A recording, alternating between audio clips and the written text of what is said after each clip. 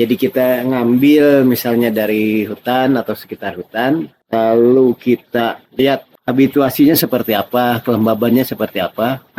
Kita ambil, kita rekam. Maksudnya direkam teh di datanya seperti apa sih yang di lapangannya. Gitu. Terus kita coba budidaya di sini. Oh, nggak cuma diambil tapi dibudidayain lagi.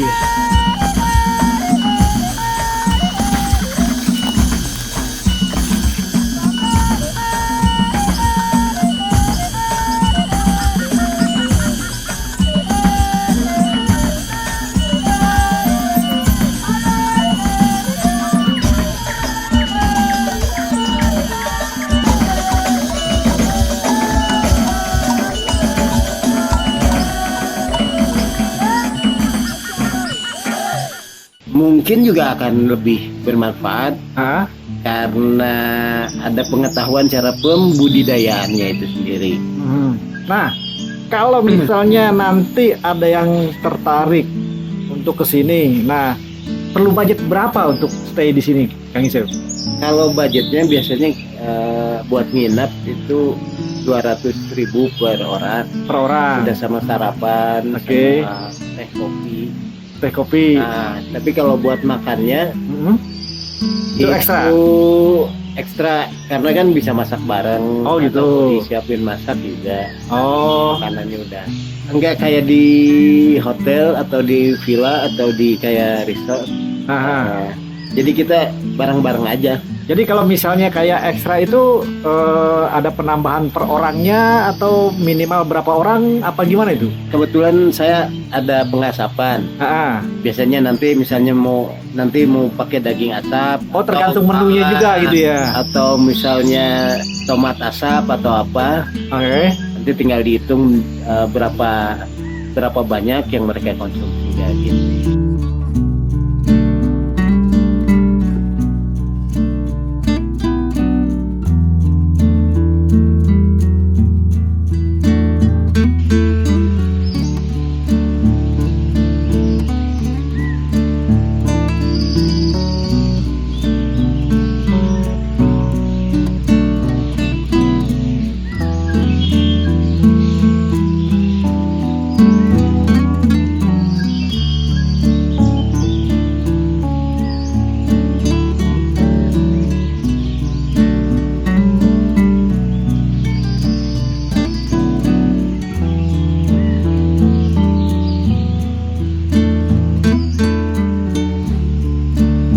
Di hutan bumi Bagja Flores ini juga kalau di istilah Sunda kan talun namanya. Talun. Jadi kayak stock life kayak gitu ya. Di situ ada kayu bakar yang bisa diambil, ada lalap-lalapan, ada umbi-umbian ya. Iya. Itu bisa diakses. Itu ada minimalnya nggak kalau untuk stay di sini? Apa mungkin minimal 5 orang atau 10 orang atau bebas berapa aja? Minimalnya nggak ada, maksimalnya mungkin ada. Maksimalnya? Karena kapasitasnya kan kecil.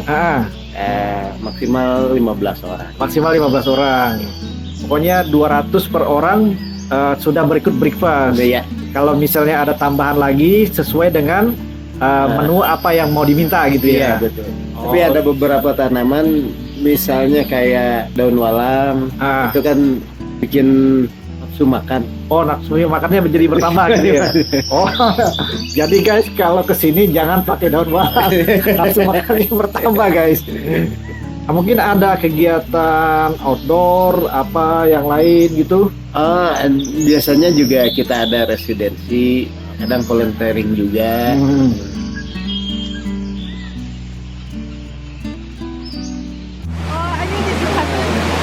Shy to do it. He's too shy to demonstrate to that.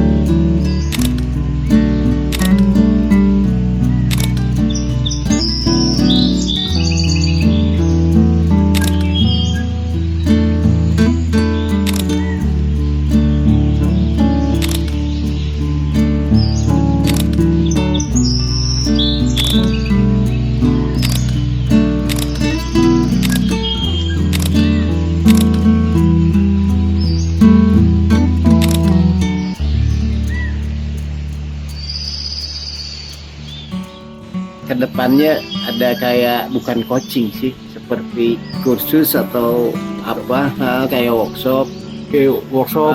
Mengenal. Hubungannya dengan alam. Oke. Jadi workshopnya itu kalau dari skill saya sendiri kan lebih ke outdoor. Oh ya. Jadi misalnya cara jalan di turunan, cara packing bawa manajemen perjalanan. Iya. Sementara ini kira-kira di dekat-dekat sini tempat-tempat yang menarik apa tuh Kang Isep? Karena kebetulan kita di kaki Gunung Gede Pangrango, di situ gunungnya ya. Di situ ada danau, ada air terjun, terus ada lembah, ada kampung. Kalau saya sih lebih seneng jalan-jalan ke kampung, pinggir-pinggir hutan. Iya. Bukan cuman ketemu sama tanaman, juga sama orang-orang yang misalnya ada yang ngambil rumput, ada yang di kebun. Bisa ngobrol, terus nggak berinteraksi dengan hutan aja, tapi dengan masyarakat sekitar gitu ya. Gitu, bagian ya mereka kan bagian dari hutan juga. Namanya siapa? Banjang, salah satu sesepuh. Jadi narasumber di sini buat saya. Makanan-makanan yang ada di sekitar Cikaramat, dulu beliau tinggalnya di bawah. Terus tahu makanan hutan karena dulu itu kan pengrajin boboko, terus mereka bikin arainya itu pakai daun hoe. Oh, ayah hoe di dia, Pak. Hoe. Jadi kebanyakan jalan ke hutan sampai sore, terus tahu makanan. Jadi banyak makanan dari cerita-cerita dulu dia waktu masih suka ngambil hoe ke gunung. Boboko mah jadi ada ribet lah di Bidapalna. Sedangkan harganya kan markisan minim. Oke. Upami harga oke mah lanjut pengen produksi. Eta skill ngadamel teh diturunkeun ka barangkali. Nama kebun mah. Bulan? Jadi ada ke kebun wae gitu. Ke kebun. Aktivitasnya. Oh, jadi skill ngadamel boboko mah teh diturunkeun ka barangkali. Ada aralim. Aralim. Oh, aduh, lebarnya. Padahal ari abang sih tiasa kene kan boboko mah tiasa. upami abang ngajar kumaha workshop. Masih tiasa. Terus mungkin ada di bawah ini ada kali kalau nggak salah ya, sungai. Iya, sungai ya. Jadi daya tarik sendiri biasanya buat jalan. Kira-kira dari sini ke bawah berapa menit? Berapa lama? 100 meteran. 100 meter Nah, itu turunnya mah paling di bawah 10 menit. Oh, Tapi cuman naiknya naiknya bisa lebih. 30 menit. Oh, naiknya 30 menit. Wah. Kano juga ada ya? Ada, nanti ada kano, bisa main kano. Biasanya kalau mau kano waktunya 2 hari. Oh, 2 hari di sini kano. Jadi nanti latihan kayak pedalnya, kayak ngedayungnya di danau. Bukan di kali tapi kanonya. Kanonya nanti bisa dikali kalau udah biasa. Oh gitu. Udah bisa menghandling kanonya, baru kita bisa main ke sungai. Nah, itu bagian dari yang 200 tadi apa? Itu ekstra lagi? Ekstra terpisah. Nah. Berapa per orang kalau mau ikut? Wah, itu belum masih di develop. Oh, itu masih itu ya proses ya. Masih proses.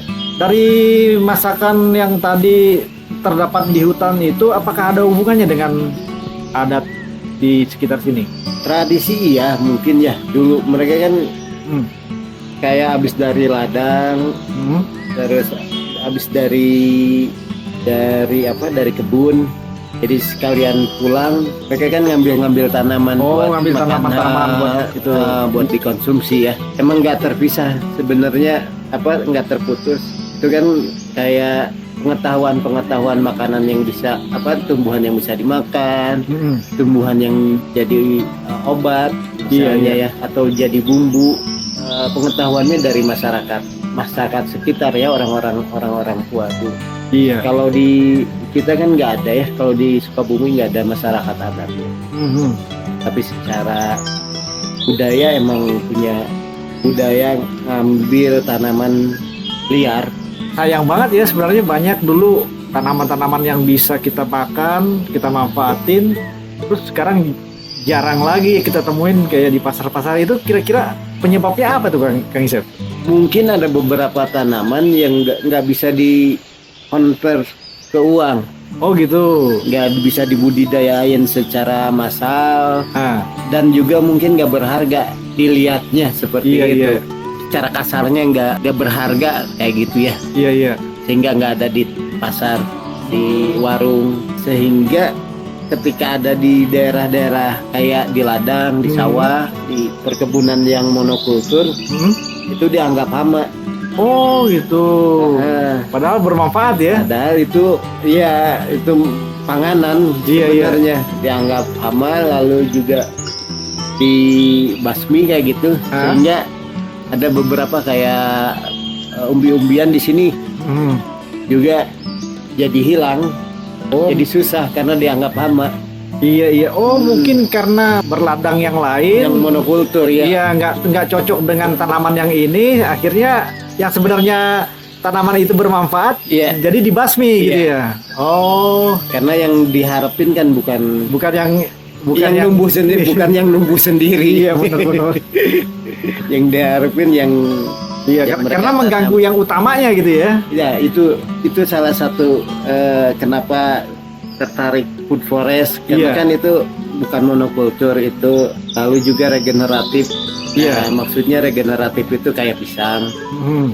kayak nanas, jadi Nah. sekali tanam Ya tumbuh terus. tumbuh lagi. Iya iya. Beda Walaupun sama monokultur, iya satu jenis kayak gitu ya. Iya. Tapi di situ sekali datang hama ya habis. habis gitu ya. Oke deh. Sekian dulu teman-teman. Itulah tadi kita bincang-bincang dengan Kang Isep. Mungkin kalau ada yang tertarik untuk stay di sini, healing di sini, bisa lihat cek deskripsinya di bawah ini ya teman-teman. Oke, sampai ketemu lagi.